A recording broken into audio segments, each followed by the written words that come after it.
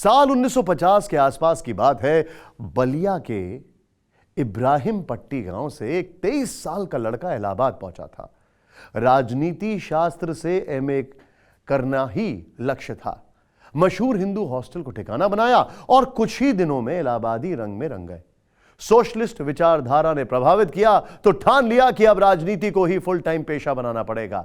40 साल बाद वो देश का प्रधानमंत्री बना। उस शख्स के बारे में खुद पीएम मोदी कहते हैं कि देश को उन्हें जो गौरव देना चाहिए था वो हमने नहीं दिया, हम चूक गए। उस क्रांतिकारी राजनेता ने भी एक भारत यात्रा की थी जिसकी सफलता देखकर इंदिरा गांधी भी परेशान हो गई थी। देखिए टेलीसीरीज का यह एपिसोड, युवा तुर्क, द फ्लाइट ऑफ फेम। 24 जुलाई 2019, नई दिल्ली। नई दिल्ली के बाल योगी ऑडिटोरियम में पीएम नरेंद्र मोदी एक किताब का विमोचन करने पहुंचे थे। किताब का नाम था Chandrashekhar, the best icon of ideological politics. Hindustan की सियासत में चंद्रशेखर से खरा बोलने वाला शायद ही कोई राजनेता हो। वो राम मनोहर लोहिया से कह देते थे कि मैंने आपका भाषण ध्यान से नहीं सुना। वो इंदिरा गांधी से कह देते थे कि अगर कांग्रेस ने समाजवादी विचारधारा को नहीं अपनाया तो वो पार्टी तोड़ देंगे। चंद्रशेखर के इन्हीं तेवरों की वजह से उन्हें युवा तुर्क कहा जाता है। 10 नवंबर 1990 से 21 जून 1991 तक चंद्रशेखर भारत के प्रधानमंत्री थे। सत्ता के शिखर पर पहुंचने के 6 साल पहले चंद्रशेखर ने भारत यात्रा की थी।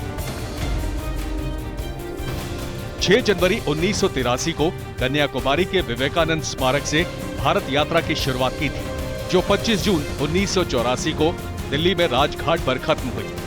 चंद्रशेखर अपने करीबियों और समर्थकों के साथ रोजाना 45 किलोमीटर की यात्रा करते थे। रात को सोने के लिए होटल और गेस्ट हाउस के बजाय गांव में ठहरते। 4200 किलोमीटर की इस भारत यात्रा की शुरुआत चंद्रशेखर ने महज 3,500 रुपए से की थी, लेकिन रास्ते में उन्हें समर्थकों से चंदे के रूप में इतना प्यार मिला कि दिल्ली पहुंचने तक उनके पास 7.5 लाख रुपए जमा हो चुके थे। 1983 की उस यात्रा से चंद्रशेखर का कद भारतीय राजनीति में बढ़ गया।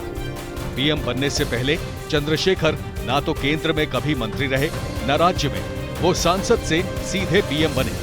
जनता दल के 64 सांसदों को तोड़कर चंद्रशेखर ने समाजवादी जनता पार्टी बनाई।